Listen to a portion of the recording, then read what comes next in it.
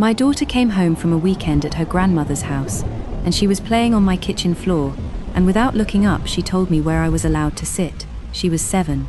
She was setting out her little plastic tea things, giving everybody a place, the mummy here and the daddy there, and she got to me, and she said 5 words, and she did not even look up.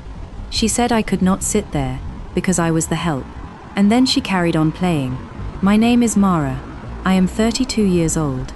I have been married into the Prescott family for 11 years, and I have been the help for every single one of them, and I had made my peace with that, or I thought I had, right up until the afternoon it came out of my own child's mouth on my own kitchen floor. Now I need you to stay with me all the way through this, because I have to be honest with you about how badly I got it wrong. I spent 6 weeks trying to find out who taught my daughter that sentence, and I accused the wrong person in my own head about 4 different times, and there was a night in the middle of it where I sat in my car outside my own house and genuinely believed that the person who taught her was me, that I had done it, that I had been saying it about myself for so long that my little girl had simply picked it up off the floor like everything else children pick up.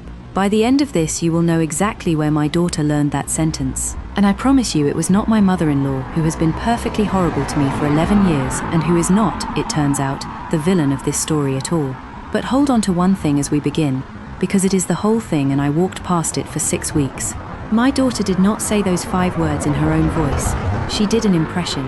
My 7-year-old sat on my kitchen floor and did somebody, and she did them well, the way children do, with the timing and everything. And I did not recognize the voice. Remember that. 6 weeks. I did not recognize the voice. Let me tell you about the Prescotts, quickly, because they are the least interesting part of this story, and I do not want to give them more than they have earned. They have money, not enormous money.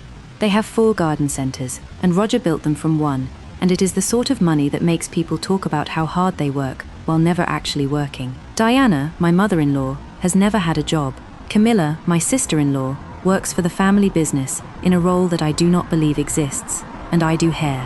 That is what I do. I have done hair since I was 17. I rent a chair at a salon on the high street, and I have had some of the same women in that chair for 9 years, and I am good at it.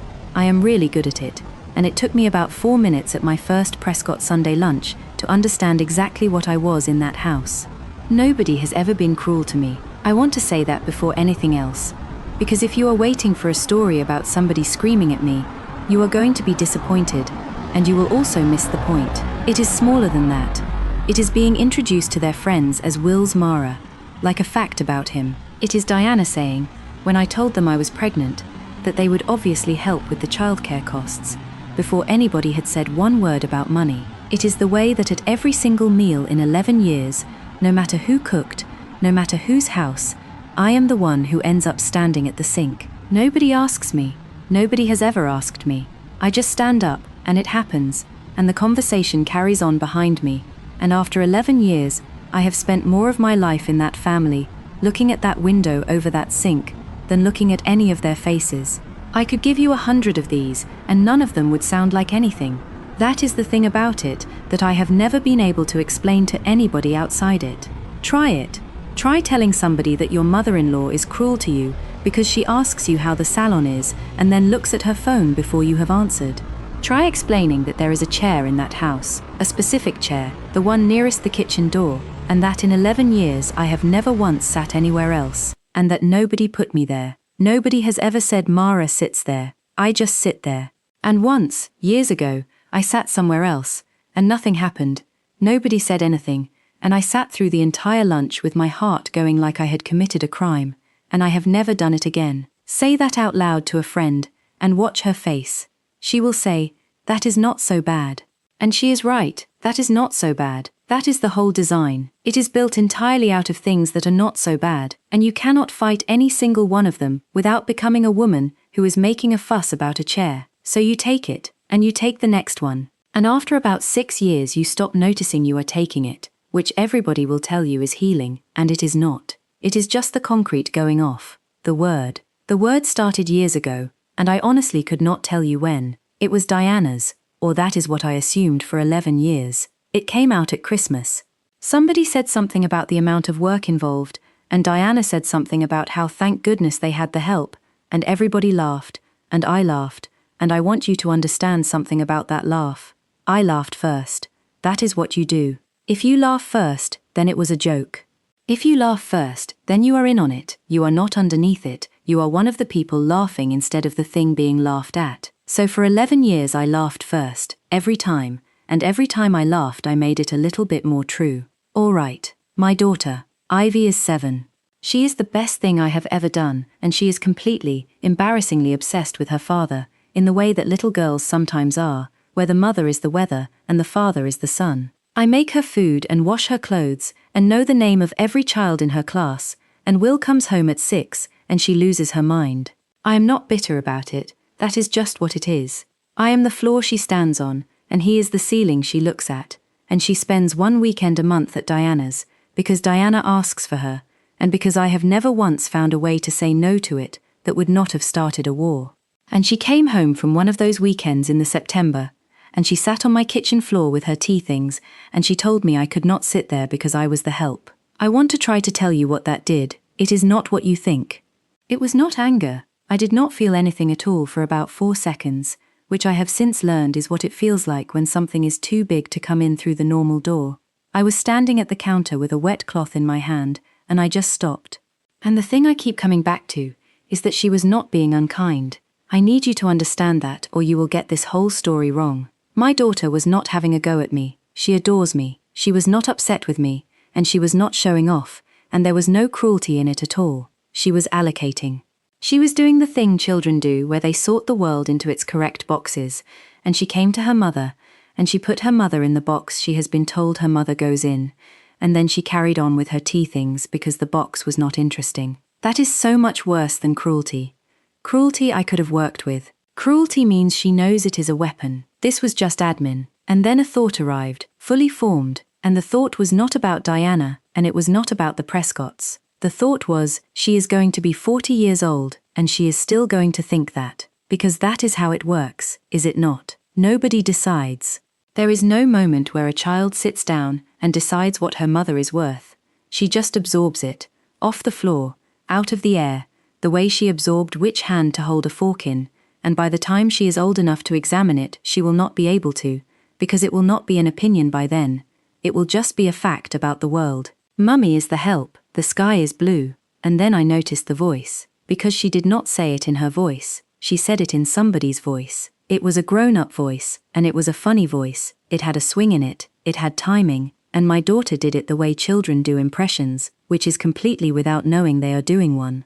It was the voice of somebody being funny, and I stood there with my cloth and I thought, whose voice is that? And I could not place it. Now the party. Roger was turning 70 in the November, and the Prescotts do not do things quietly. There was a venue, there were 140 people, and of course I was organizing it, because I organize everything, because I am very good at it, and because nobody else has ever had to be. 6 weeks, that was my clock. 6 weeks until I had to stand in a room with 140 people who all think I do hair, and behind that clock was a much bigger one, which was that my daughter was 7 and the concrete was setting.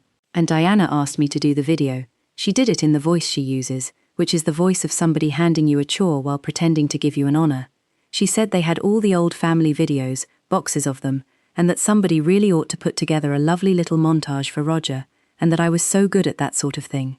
I was so good at that sort of thing. 11 years, not once have any of them asked me a question about my work. Diana has never once asked me what I do all day, but I am so good at that sort of thing, which means, and everybody in that kitchen knew it meant, that this is a boring job and you are the one who does the boring jobs. I said yes, obviously, I always say yes, and they gave me 11 years of their own home videos, and told me to go and be useful, and I want you to hold that thought for later. The first person I suspected was Diana. Obviously it was Diana. She is the one who said it at Christmas. She is the one who has been saying it for years, and Ivy had just spent a whole weekend in her house. So I asked Ivy. Carefully, very carefully, because there is no way to ask a 7-year-old a question like that without teaching her that the question exists, and I got nothing, worse than nothing. I asked her what she and Grandma had talked about and she said nothing, in that way, and I asked whether Grandma was funny, and Ivy looked at me like I had asked whether Grandma was a fish. Diana is not funny. Diana has never been funny in her life. Diana says the word the way you would read out a shopping list, flat, with no swing in it at all. And the voice had a swing, and there was something else, which I noticed and immediately threw away, and I would like those 4 weeks of my life back. Ivy is bored by Diana. That is the truth of it. She goes for the weekend, and she comes back and she has nothing to say about it. And children do not do impressions of people who bore them. That is not how it works. You do the teacher everybody is frightened of, you do the uncle who does the voices, you do the person who lights up the room, because an impression is a kind of love, it is a child trying on somebody they want to be like. I had that in week 1. I actually had the answer in week 1 and I put it down, because the answer it pointed at was not a place I was willing to look yet. 5 weeks. So I thought Camilla, my sister-in-law, because Camilla is funny, in the way that unkind people are often funny, and Camilla does voices. Camilla does an impression of a woman at their church that is genuinely very good and genuinely very cruel. And I got close to certain about this one. I spent about 4 days building a whole case in my own head, and I got to the point where I was rehearsing sentences in the shower, and then I sat in on one of Ivy's video calls with her, and I listened, and it just was not there. Camilla talks to Ivy like Ivy is a small adult she is bored of. There is no swing in it. And Ivy does not light up for Camilla, and children do not do impressions of people they are not lit up by. Children do impressions of people they love. That should have told me. That was sitting right there in week 2, and it took me another 4 weeks. 4 weeks. Then I decided it was school, or a program, or another child. I actually asked her teacher, in the playground, whether they had been doing anything about houses or servants or history, and that poor woman looked at me with such open confusion that I had to invent a reason on the spot, and I stood there in a playground, lying to a primary school teacher about why I needed to know. That is what I want you to understand about week 4. I was not being clever. I was flailing. I had a 7-year-old with a sentence in her mouth, and I was interrogating a teacher in a playground. 3 weeks. And then I got to the bottom. I want to tell you about this properly because I think somebody listening has been here. I was sitting in my car outside my own house at about 11 at night, and I had been going through the boxes of tapes for the video, and I was tired in a way I do not have words for, and it arrived. What if it is me? Because here is the thing, I laughed first. For 11 years I laughed first. And it is worse than that, and this is the part I have never said out loud to another human being. I said it about myself. I made the joke before they could. I would walk into that kitchen at Christmas with my sleeves already up, and I would say something like, well, the help is here, and everybody would laugh, and it was armor. That is what it was. Because if I say it first, then it belongs to me, and it cannot be used on me. I did that for 11 years. In front of my daughter, for the last 4 of them. And I sat in that car, and I thought, you did this. Nobody did this to you. You handed your little girl a word about her own mother, and you handed it to her with a smile on your face, because you were too much of a coward to just say stop it. Diana is not the reason. Camilla is not the reason. You have been teaching your daughter what her mother is worth every Christmas since she could sit up. I did not cry. I want to be clear about that. I have never once cried about the Prescotts, and I was not going to start in a car. I just sat there and I let it be true, for about an hour, because it felt true, and I have found that the things that feel true at 11 at night usually are. And it was so tidy. That is what convinced me. It explained everything. It explained why Ivy said it so casually, because she had heard it casually, from me, 100 times, in a kitchen, with a smile. It explained why it never occurred to her that it might land. It explained why she was not being cruel. Of course she was not being cruel. Her mother says it about herself, and everybody laughs, and it is a nice thing that happens at Christmas. That is what guilt does. It does not argue with you. It hands you a theory that accounts for every single piece of evidence, and it is elegant, and it is complete. And the reason it is complete is that you built it out of a lifetime of knowing exactly where all your own bodies are buried. And do you know what got me out of that car? The voice. It was the voice. Because whatever I have done, whatever I have handed her, I do not have a funny voice. I have never been funny in that family in my life. I am the woman at the sink. Whatever my little girl was doing on that kitchen floor, she was doing somebody with a swing in it, somebody who was being funny for a room, and that has never once been me in that house. It was not me. I want to say something to the women listening, because I know some of you are in a car right now about something. The guilt will get you eventually. If you are the kind of woman who takes it, then at some point around 11 at night, the arithmetic turns around and points at you, and it is very convincing. And you cannot argue with it, because it is made out of things you actually did. You cannot argue with guilt. Do not try. Find one fact it cannot eat, and stand on that. Mine was that I am not funny. 2 weeks. So I went back to the boxes, and I stopped looking for a montage, and I started looking for a voice. 11 years of home videos, birthdays, Christmases, the garden center opening, Roger on a boat. Hours and hours of it, on tapes, and on discs, and on 3 different phones worth of files that Camilla had dumped into a folder, and not labeled.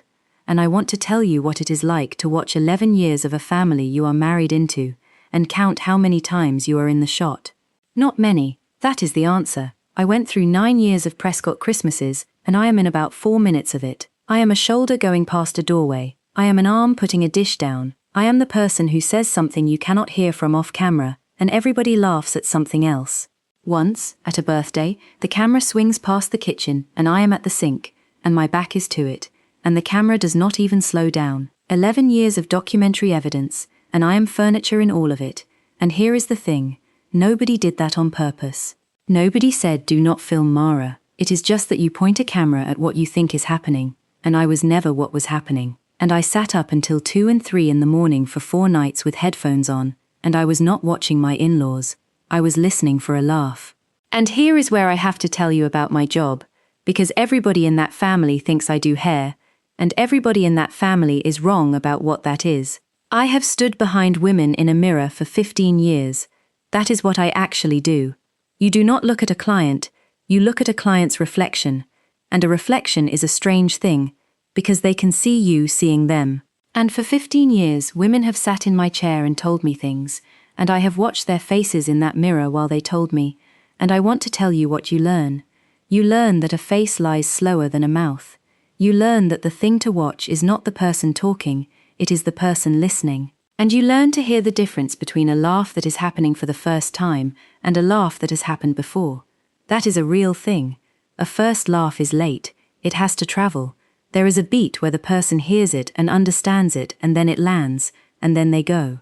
A laugh at a thing you have heard before does not have that beat. It arrives early. It arrives almost on top of the line, because the room already knows where it is going, and they are laughing at the arrival of an old friend. 15 years. Nobody in that family has ever once asked me what I do all day. I found it on the 4th night. It was a barbecue at Roger and Diana's, from 9 years ago. 9 years. My daughter did not exist. I had been married for 2 years, and the camera is on a table, pointing at nothing, the way they always are, and you can see about half of the garden, and I am not in the shot. I am not in the shot because I am inside. I know exactly where I was, because I can hear the back door open twice behind the camera, and I know that sound, and I was inside doing the plates. And Camilla says something about how they should get someone in to help with the food, and my husband says it. Will says it. My Will. He says something about how they have already got someone, and then he says it, and he does the voice, and the voice is the voice. It is my daughter's voice. It is the exact voice, the swing in it, the timing, everything, because of course it is, because she is 7, and she does her father the way a small bell does a big bell. And the garden laughs, and the laugh comes early. I want you to understand what I heard on that tape at 1:30 in the morning 9 years later. That laugh comes in on top of him. It does not travel. Camilla is already going before he lands it. Diana laughs. Roger laughs. They had heard it before. It was not new. He did not invent it in that garden on that afternoon. It was already a thing by then. It was already the bit. It was so established that the room laughed on the arrival of it, and that means it started before that. Somewhere I do not have a tape of, which means it started somewhere in the first 2 years, which means it started almost immediately. My husband made me the help. He did it as a joke, at a barbecue, in a funny voice, while I was inside doing the plates, and his whole family picked it up off him and used it on me for 11 more years, and I spent every one of those years thinking it was his mother. He was not the one who let it happen. That is what I had believed for 11 years, and I had made a whole marriage fit around it. I had a story where Will was a weak man from a cold family who did not defend me, and I had forgiven him for that about 1,000 times, because being weak is not being cruel, and I loved him. He was not weak, he was the author. Now, the party. I made the video. I want to tell you that I made it beautifully, because I need you to understand that I was never going to do anything else.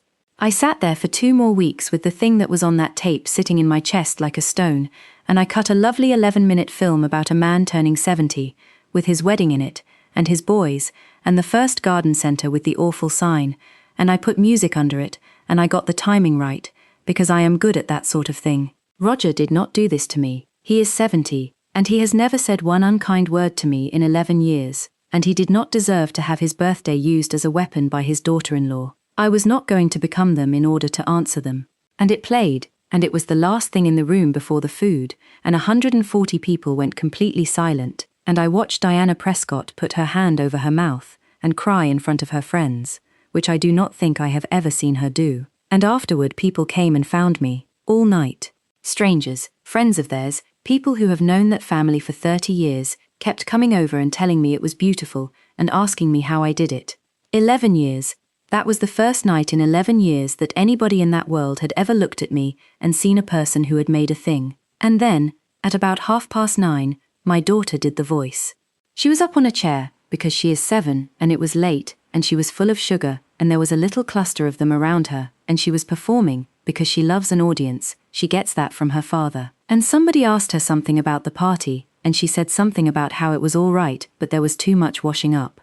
And then she did the voice, and she said it, in front of them, and the room laughed. And I was standing at the back, by the doors, where I always am, and I did the thing I have done for 15 years in a mirror. I did not watch her, I watched the room, and I watched my husband laugh. He was about 4 feet from her, and he laughed, and it came early, and it came easy, and there was nothing on his face at all, nothing. He was not embarrassed, he was not sad, he did not glance at me. He laughed at his daughter doing his bit, the way a man laughs at anything he is proud of, and then he turned back to the man he was talking to, and carried on. And I understood that he genuinely, honestly, does not know he did anything. That is the moment, not the tape. The tape was the fact. That was the moment, standing by those doors at 9:30, watching my husband laugh at my 7-year-old calling me the help, and understanding that this is simply the family. This is just what we are.